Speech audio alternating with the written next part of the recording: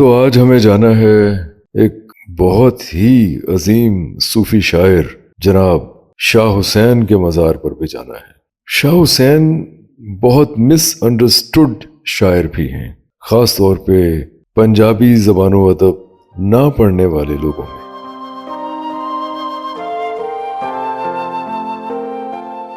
ایک تو ستم ظریفی تمام صوفی شعراء کے ساتھ یہ ہے کہ وہاں ڈھول بجانے والے، پتاسے بانٹنے والے، دیگیں چڑھانے والے، چادریں چڑھانے والے، چرس اور بھنگ پینے والے، ہر طرح کی بدقماشی کرنے والے لوگوں نے اپنا اڈا صوفی شعراء کے درباروں کو، مزاروں کو، مقبروں کو بنایا ہوا ہے، جو بہت ہی تکلیف دہ بات ہے۔ اور اس سے بھی بڑا ستم یہ ہے کہ خود محکمہ اوقاف نے بڑے بڑے صندوق رکھ دیے ہیں جس میں لوگ عشق و محبت کی گرہیں باندھنے کے لیے پیسے ڈال جاتے ہیں۔ صوفی کی شاعری، صوفی شاعری، پنجابی شاعری کہیں دور رہ گئی اور خرافات بہت آگے بڑھ گئی ہیں۔ بس تھوڑا کہے کو بہت سمجھ لیجیے۔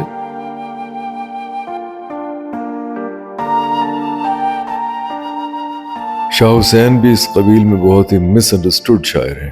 ان کے ساتھ پہلا ظلم تو جناب نور احمد چشتی صاحب نے تحقیقات چشتی میں کیا، جو مادھو، جو کہ ایک ہندو لڑکا تھا، پتہ نہیں تھا بھی یا نہیں تھا، لیکن مادھو کے ساتھ ان کے عشق کی کہانیاں چلا دیں، اور اس کے بعد ان متولیوں نے، مجاوروں نے، دربار پہ عشق کی کہانیاں بننے والوں نے مادھو اور شاہ حسین کی ایسی ایسی کہانیاں گھڑی کہ وہ مادھو لال حسین بن گئے۔ شاہ حسین کی شاعری کو سمجھنے کے لیے، جو کہ بہت ہی خوبصورت شاعری ہے، وہ خوبصورت اظہار ہے انسان کا ایبسلیوٹ ریئلٹی کے ساتھ، ایسا خوبصورت اظہار ہے جو عقل و خرد کے تانے بانے بنتا ہے۔ لیکن ہمارے ہاں شاہ حسین صرف وہاں میٹھے لڈو ہی بٹتے ہیں، دیگیں چڑھتی ہیں، زردہ پلاؤ اور قورمے کی دیگیں بانٹنے والوں کی چاندی ہے وہاں۔ شاعری کو سمجھنے والے بیچارے پتہ نہیں کہاں دور بیٹھے ہیں۔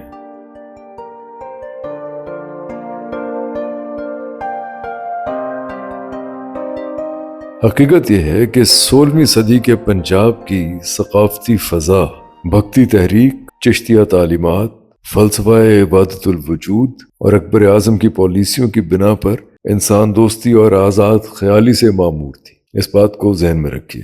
محبت اور بھائی چارے کے چرچے تھے، مذہب کی توجیہ وسیع تر مفہوم میں کی جا رہی تھی، تنگ نظری اور تعصب روح اثر سے خارج تھے۔ اس میں شبہ نہیں کہ پنجاب سے باہر مغلیہ سلطنت کے مرکزی علاقوں میں روح اثر کے خلاف، یعنی اس عہد کی روح کے خلاف رد عمل شروع ہو چکا تھا۔ مثلاً ہم دیکھتے ہیں کہ ہندوؤں میں تلسی داس نے ادب کے حوالے سے ہندو گروہی تشخص کو ابھارنے کی کوشش کی۔ اس نے اپنے زمانے کو عہد تاریخ کا عنوان دیا اور اکبری حکمت عملی کو اپنے گروہی مفاد کے خلاف ٹھہرایا۔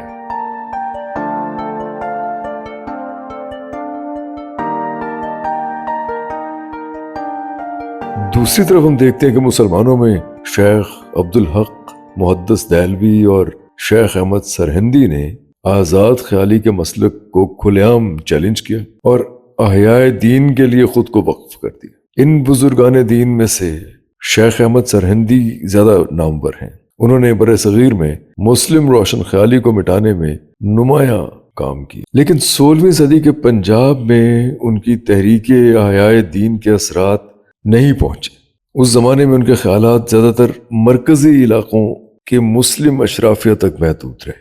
یعنی یہ کہا جا سکتا ہے کہ جب سلطنت مغلیہ کے مرکزی علاقوں میں احیاء دین کی تحریکیں تقویت پکڑنے لگیں تو پنجاب میں ان کے خلاف رد عمل پیدا ہونے لگا، اور اس رد عمل نے کئی صورتوں میں اظہار کیا۔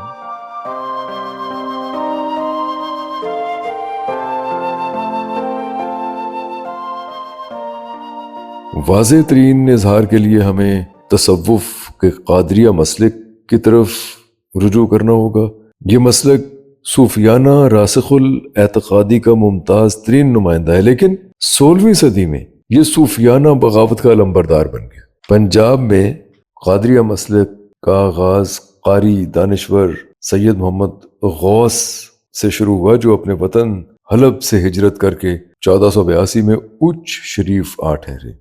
سید محمد غوث ظاہری اور باطنی علوم میں دسترس رکھتے تھے. انہوں نے اپنے افکار کی اشاعت کا بیڑا اٹھایا اور پورے پنجاب بلکہ پورے بر صغیر میں پہلی مرتبہ قادریہ تعلیمات کا چرچا ہوا.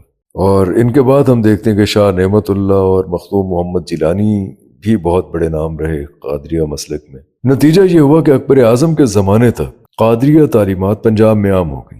ابو الفضل آئین اکبری میں لکھتے ہیں کہ اس زمانے میں قادریہ مسلک کو عزت اور احترام کی نظروں سے دیکھا جاتا تھا، تاہم ابھی تک وہ ایک منظم دبستان نہیں بن سکا تھا. ظاہر ہے کہ آئین اکبری کے مصنف نے مسلم ہندوستان کی مجموعی صورتحال کو پیش نظر رکھتے ہوئے یہ نتیجہ اخذ کیا، ورنہ جہاں تک پنجاب کا تعلق ہے اس کے زمانے میں یہاں قادریہ تصوف باقاعدہ دبستان بن چکا تھا اور مقامی خانقاہوں میں اس کا بہت چرچا تھا.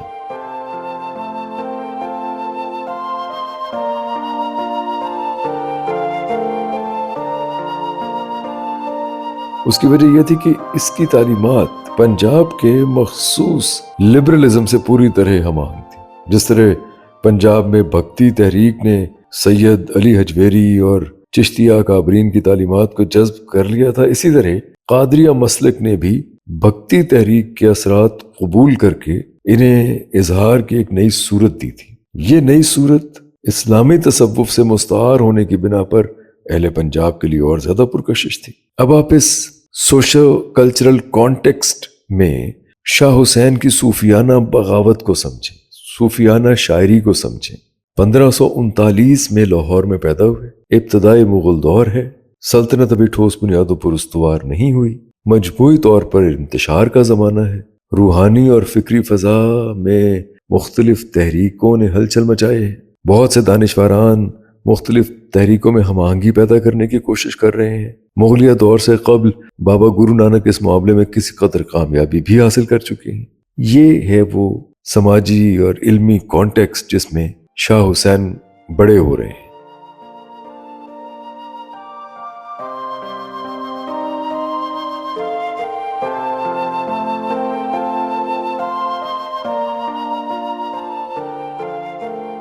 شاہ حسین کے جد اعلیٰ کلس رائے نے فیروز شاہ تغلق کے زمانے میں اسلام قبول کیا، اور اس بات کا امکان بھی موجود ہے کہ وہ شاہ وقت کے جبر اور دباؤ کی بنا پر اسلام میں داخل ہوئے. شاہ حسین کو بھکتی تحریک کے دو ممتاز ترین نمائندوں بھگت کبیر اور دادو بھگت کی طرح جولاہوں کے ماحول میں زندگی کا آغاز کرنا پڑا. شاہ حسین بھگت کبیر اور دادو بھگت کی طرح اپنے طبقاتی پس منظر کو کھلے دل قبول کرتے ہیں، اور اپنی شاعری میں انہوں نے اس کا واضح اظہار بھی کیا ہے. ہم دیکھتے ہیں کہ جناب شیخ بہلول سے جب ان کی ملاقات ہوتی ہے تو شیخ بہلول ان کم سن شاہ حسین کو داتا علی حجویری کے مقبرے پر بھیجتے ہیں، وہاں قصب فیض کرنے کی ہدایت دیتے ہیں. لیکن اور ہم دیکھتے ہیں کہ شاہ حسین بہت شریعت کے پابند، سخت مذہبی رجحان رکھتے ہیں، لیکن پھر ایک ان میں ایک تبدیلی واقع ہوتی ہے جو کہ ایک دراصل نہیں تھی، وہ اس زمانے کا اثر تھا. وہ مذہب کے سخت کوڈ کے خلاف ایک بغاوت کرنا چاہتے تھے. وہ پنجاب کے اکثر صوفی دانشوروں کی طرح شاہ حسین کی فکر بھی تعقلاتی یعنی انٹلیکچول سطح سے نہیں اٹھتی، جذباتی اور حسی ہے.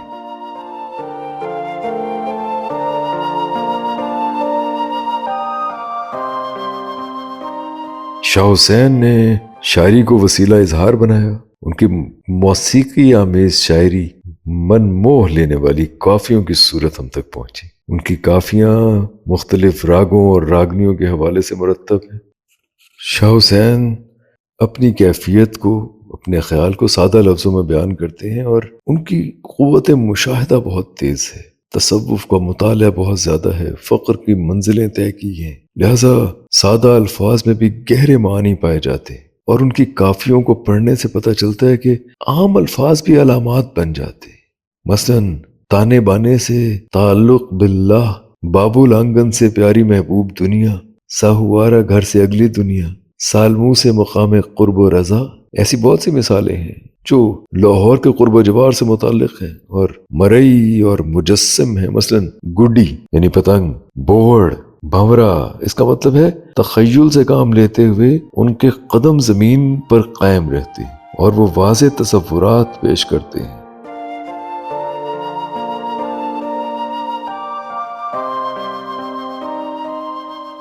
کہنے والے کہتے ہیں کہ شاہ حسین کا جسم ملامتی تھا اور روح قادری۔ ان کی روزمرہ زندگی ملامتیہ زندگی میں رنگی ہوئی تھی۔ مذہبی اصولوں سے انحراف اور بے خوفی ملامتیہ گروہ کے اثرات تھے۔ وہ اپنے بارے میں بہت بڑی بڑی خوبصورت لچھے دار اچھی باتیں سننا پسند نہیں کرتے، لیکن پھر بھی شاہ حسین میں ایسے عناصر موجود ہیں جو انہیں ملامتی گروہ سے بھی ممتاز کرتے ہیں۔ ملامتی روایت سے الگ کرنے والے خیالات میں اہم ترین وحدت الوجود کے فلسفے کا تصور ہے۔ شاہ حسین کے نزدیک خدا اور انسان ایک ہی ذات کے دو مظہر نہیں ہیں، ان کے مابین وحدت ممکن ہے مگر وہ عارضی ہوتی ہے۔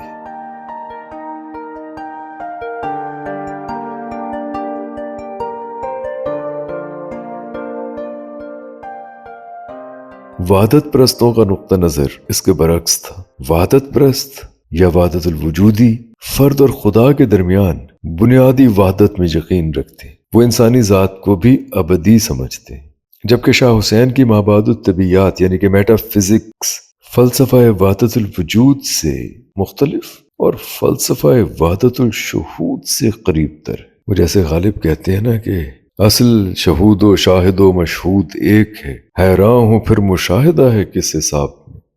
فرد اور خدا کی باہمی اضافت کے اس تصور پر شاہ حسین کا نظام فکر مبنی۔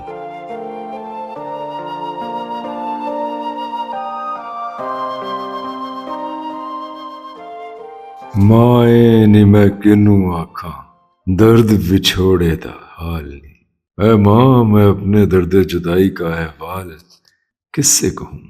انسان کی فطرت ہے، اسے جب کوئی درد یا تکلیف ہو تو لاشعوری طور پہ ماں کو ہی پکارتا ہے۔ اس میں عمر کی کوئی قید نہیں، بچہ ہے یا بوڑھا ہے، غیر ارادی طور پہ، غیر اختیاری طور پہ ہائے ماں۔ درد جدائی سے صوفیہ کرام روح کی اپنے مبدا سے جدائی قرار دیتے ہیں، یعنی اپنے سورس سے جدائی قرار دیتے ہیں۔ اگر آپ نے مولانا روم کی مثنوی پڑھی ہو تو اس کے شروع میں جو بنسری کا درد ہے، گداز ہے، وہ دراصل درخت سے کٹنے کا گداز ہے۔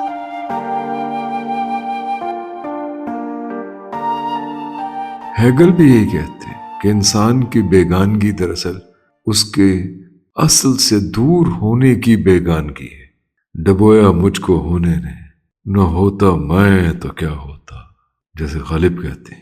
دھواں دکھے میرے مرشد والا، جاں پھولاں تے لال نہیں۔ میرے مرشد والا دھواں اٹھتا ہے اور روح کے اندر جھانکوں تو سرخ ہے۔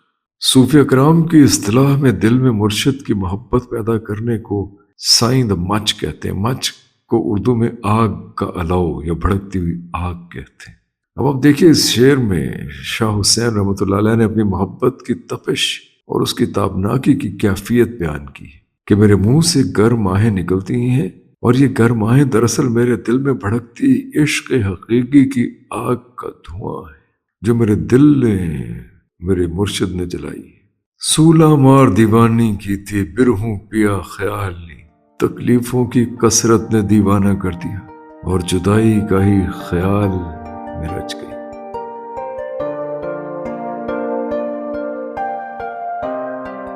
اس شعر کی حقیقی تشریح غالب کا یہ مصرع کرتا ہے: ہوا جب غم سے یوں بے حس تو غم کیا سر کے کٹنے کا، نہ ہوتا گر جدا تن سے تو زانوں پر دھرا ہوتا۔ میں نے پورا شعر ہی سنا دیا۔ تکالیف کی کثرت اور تسلسل سے دماغ یا تو بے حس ہو جاتا ہے اور یا تاب نہ لا کر دیوانہ ہو جاتا ہے۔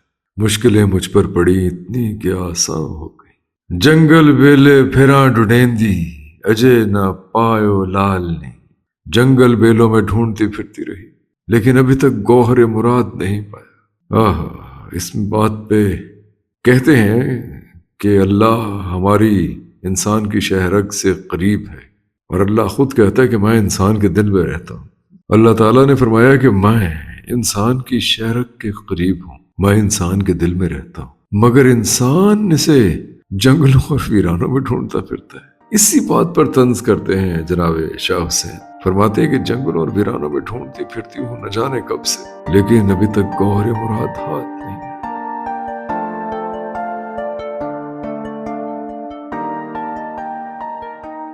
بھلے شاہ کہتے ہیں جے رب ملدا نہاتیاں توتیاں نو تے رب ملدا ڈڈواں مچھیاں نو، جے رب ملدا جنگل پھریاں تے رب ملدا گاواں وچھیاں نو۔ اگر رب نہانے دھونے سے ملتا تو پھر رب صرف مچھلی اور مینڈکوں کو ہی ملتا۔ دکھاں دی روٹی سولاں دا سالن آہیں دا بالن بال نہیں، دکھوں کی روٹی تکلیفوں کا سالن اور راہوں کا ایندھن۔ اس میں راہ سلوک کی منزلیں، اس راہ میں پیش آنے والے مسائب بتانے کی کوشش کی ہے۔ اس راہ پر کیا ہوتا ہے نئے عالم والوں کے ساتھ، جس طرح ہم رغبت سے خوراک یا روٹی اپنے پسندیدہ سالن کھانا پسند کرتے ہیں پھر اسے جزو بدن بناتے ہیں، ویسے ہی اس راہ کے مسائب کو خوراک کی طرح اپنے اندر اتارنا اور ہضم کرنا کامیابی ہے۔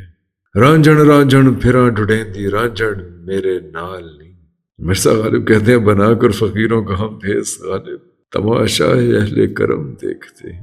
وہی بات کہ جب انسان کے دل میں بستا ہے خدا تو پھر اسے ڈھونڈنے کے لیے جنگل بیلے کیوں چھاننے۔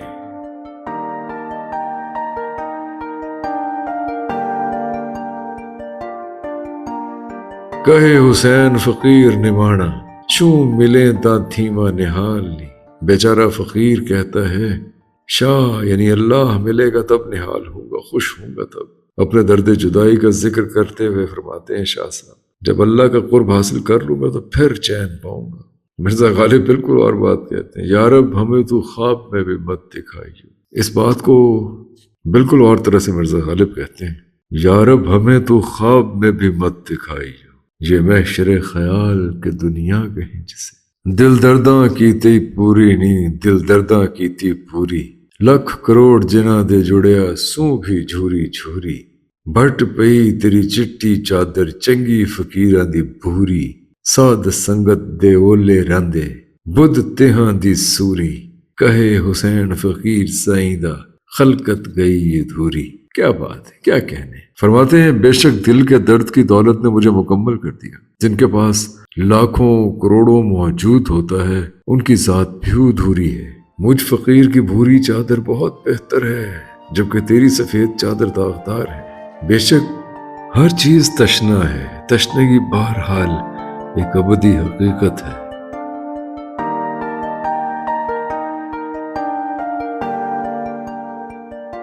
لیکن جو لوگ نیکوں سے فیضان نظر پاتے ہیں ان کی عقل سلیم و تباہ ہو جاتی ہے۔ حسین کا تو بس یہی کہنا ہے کہ دنیا سے خلقت ادھوری ہی رخصت ہوتی ہے، منٹ کیا بے پرواہ نال اس دین دونی دے شاد نال۔ کیا کہنے، یعنی جیسے کوئی انسان اپنی حیثیت اور مرتبے سے کئی گنا بڑی شخصیت اور مرتبے کے مالک سے دشمنی مول لے لے تو اس کا بھی فخر ہوتا ہے کہ دیکھیں میں ڈرا نہیں، میں جھکا نہیں، لیکن اسے یہ ڈر بھی ہوتا ہے کہ ہوگا کیا، اس دشمنی کا نتیجہ کیا نکلے گا۔ اللہ تعالیٰ فرماتے ہیں کہ جب ہم نے قرآن کو پہاڑ پر اتارنا چاہا تو وہ لرز گئے، زمین پر اتارنا چاہا تو وہ کانپ گئی۔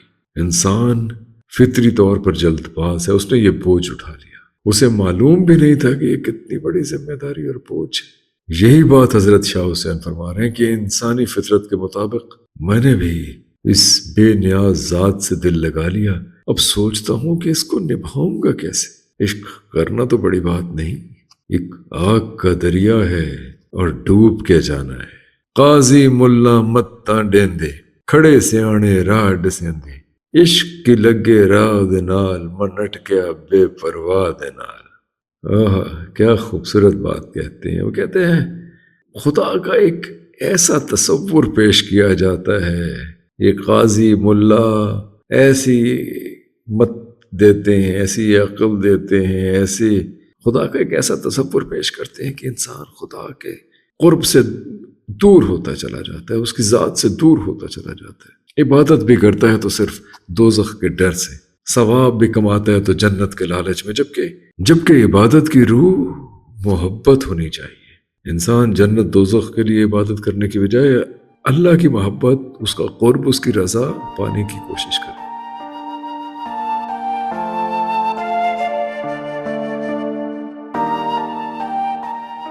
ਦੱਸ ਇਹ ਜਿਹੜਾ ਉਸਤਾਦ ਦਾਮਨ ਦਾ ਸ਼ੇਰ ਲਿਖਿਆ ਹੈ ਇਹ ਕੁਝ ਠੰਡਾ ਜਿਹਾ ਲਿਖਿਆ ਹੈ ਨਾ, ਹਾਲਾਂਕਿ ਇਹਨਾਂ ਦੇ ਸ਼ੇਰ ਤੇ ਬਹੁਤ ਅੱਛੇ ਨੇ ਨਾ। ਹਾਂ ਇਹ ਉਸਤਾਦ ਕੇ ਬਹੁਤ ਅੱਛੇ ਸ਼ੇਰ ਹੈ ਤੇ ਪਤਾ ਨਹੀਂ ਕਿਹਦਾ ਸ਼ੇਰ ਹੈਗਾ ਤੇ ਕਿਉਂ ਲਿਖ ਦਿੱਤਾ ਉਹਨੇ, ਸ਼ਾਇਦ ਉਸਤਾਦ ਦਾ ਕਿਧਰੇ ਹੋਏਗਾ ਕਿਸੇ पे ਵਿਹਲੇ ਟਾਈਮ ਦਾ, ਲੇਕਿਨ ਉਸ ਦਾਮਨ ਵੀ ਤਾਂ ਬਹੁਤ ਬਹੁਤ ਸਾਰਾ ਸ਼ੇਰ ਹੈ। ਵਿਹਲੇ ਟਾਈਮ ਦਾ ਨਾ ਕਹੋ, ਵਾਰਮ ਅਪ ਹੋਣ ਦਾ। ਬਸ ਸ਼ੁਰੂ ਚ ਬੰਦਾ ਥੋੜੇ ਹਲਕੇ ਸ਼ਾਟੋਂ ਵੀ ਖੇਲ ਜਾਂਦਾ ਨਾ। لیکن استاد بہت بڑے شاعر تھے, بہت عمدہ شاعر تھے.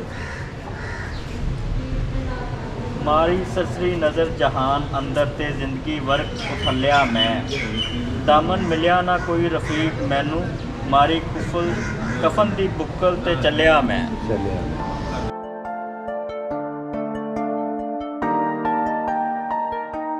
मीर तकीबीर फरमाते हैं ना, जाए है जी नजात के गम में, ऐसी जन्नत कही जहन्नुम में. और मिर्जा गालिब इसी बात को यूं कहते हैं, तात में ता रहे न मैं ओंग भी खिलाक, दोज़ख में डाल दो कोई लेकर बहिश्त को. नदियों पार रांझण दा ठाणा, कीते कौल जरूरी जाना, मिन्ता करा मल्लाह दे नाल, मन अटकिया बेपरवाह दे नाल. नदी के पार महबूब है, कौलो करार किए हैं, जाना भी जरूरी है, मल्लाह की मिन्नत समाजत करता हूँ, मेरा दिल इस बेनियाज ज़ात से लग गया है.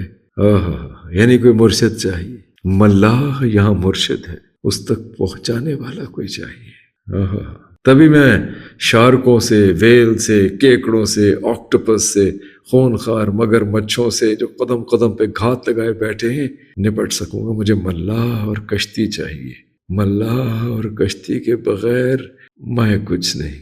कहे हुसैन फकीर नमाना, सच्चे साव नू मैं जाना, उड़क काम अल्लाह दे नाल, मन अटकिया बेपरवाह दे नाल. इश्क हमेशा बेसरो सामा ही होता.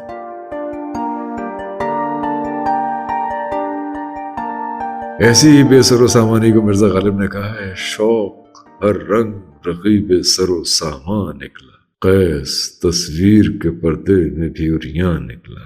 जब इश्क हो जाए तो इश्क महबूब के अलावा हर चीज से बेगाना कर देता है. इस बात का इजहार शाह हुसैन ने किया है इस शेर. मेरा मतलूब व मकसूद सिर्फ वही हुस्न मुतलक महबूब हकीकी है जो कि तमाम कायनात का मालिक है.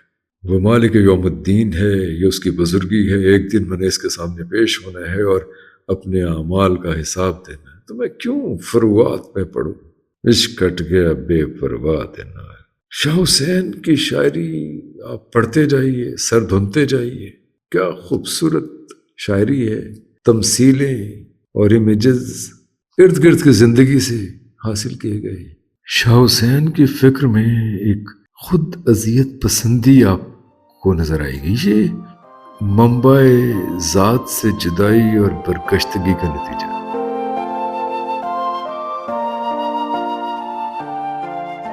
बाज़ औक़ात फिराक का दुख जुर्म का एहसास बन जाता है. एहसास शिकस्त नफ़ी ज़ात का सबब बन जाता है. एहसास जुर्म मलामत पसंदी की बुनियाद बनता है.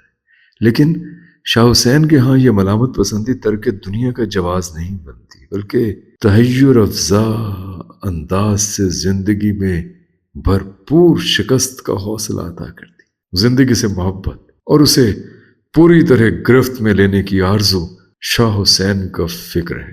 हुसैन मनादी करते हैं कि दुनिया और जीवन 4 दिनों का खेल है. इस खेल को पूरे तौर पर खेलना ही मकसद हयात है. यही वो वजह है कि वो बहुत सख्त कोड को छोड़कर, यानी बहुत सख्त शरीयत की पाबंदी को छोड़कर तसव्वुफ की तरफ माइल हुए. जिंदगी से बेपनाह मोहब्बत मौत को खुशगवार हादसा बना देती है शाह हुसैन के लिए. इसीलिए वो जिंदगी को मायका और मौत के बाद की सूरत हाल को ससुराल से ताबीर करते हैं.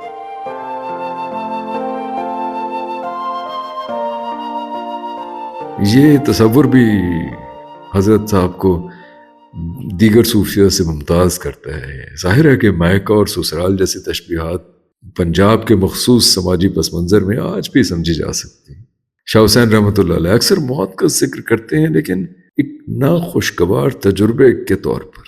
वो फरार की तलकीन नहीं करते, موت کو زندگی کے ناگزیر انجام کی حیثیت سے قبول کرتے ہیں۔ موت ایسا واقعہ ہے جو ساری زندگی کی فعالیت کو متاثر کرتا ہے۔ اس کا اثر مثبت بھی ہے اور منفی بھی۔ کبھی تو یہ زندگی سے بھرپور فائدہ اٹھانے کی ترغیب دیتا ہے، جیسے نیمائے مینو کھیڈن دے میری اوت کھیڈن کون آسی، اور کبھی یہ منفی رنگ اختیار کر لیتا ہے اور دنیا کی بے ثباتی اور انسانی بے بسی کی جانب چلا جاتا ہے۔ ایویں گزری رات کھیڈن نہ تھیا انی سیونیوں میں کندی کندی ہٹی۔ شاہ حسین رحمۃ اللہ علیہ کے نظام فکر کا مطالعہ کریں تو معلوم ہوتا ہے کہ وہ وحدت الوجودی نہیں تھے، گو کہ بہت سے کرٹک انہیں وحدت الوجودی ثابت کرنے کی کوشش کرتے ہیں۔ ان میں حقیقت الفقراء کے مصنف پیر محمد بھی شامل ہیں، حالانکہ اصل یہ ہے کہ حسین کے ہاں وحدت الشہود کا فلسفہ اور تجربہ زیادہ ملتا ہے۔ غالباً اسی لیے شیخ احمد سرہندی کے ایک مرید شیخ محمد طاہر لاہوری نے کہا تھا کہ اگر مجھے علماء ظاہر کے طعنوں کا خدشہ نہ ہوتا تو میں اکثر شیخ حسین کے مزار پر جا کر استمداد کرتا۔ اب اس حقیقت کی طرف آتے ہیں کہ کیسے شاہ حسین کو مادھو اور ایک برہمن ہندو لڑکے کی محبت میں لٹا پٹا دکھایا کچھ متولیوں نے، کچھ عاقبت ناندیش ناقدین نے، کچھ تشریح کرنے والوں نے۔ کہیں بھی حضرت شاہ حسین رحمۃ اللہ علیہ نے اپنی کافیوں میں، اپنے کام میں، اپنی شاعری میں کسی مادھو کا ذکر نہیں کیا۔ کیسی بڑی بات ہے، کسی مادھو کا ذکر نہیں ملتا، اور ہم نے ان کے نام کے ساتھ مادھو لال حسین لگا دیا۔ یہ میں ہرگز اس پہ نہ ہو سکتا ہے کوئی مادھو ہوتا، ہو سکتا ہے کہیں کوئی تعلق، کوئی دوستی، کوئی جان پہچان بھی ہوتی، لیکن خدا کا خوف کیجئے۔ صرف لہو لعاب کی زندگی ثابت کرنے کے لیے، یا اس زمانے کا لبرلزم بتانے کے لیے، یا ہندو مسلم تعلق اور محبت اور جگانگت دکھانے کے لیے مادھو اور شاہ حسین کو آپس میں ملا دینا، یا انہیں یک جان دو قالب کر دینا، یا انہیں ایک دوسرے کی محبت میں گرفتار دکھانا، یہ جناب شاہ حسین کے ساتھ بہت بڑا ظلم تھا، ہے۔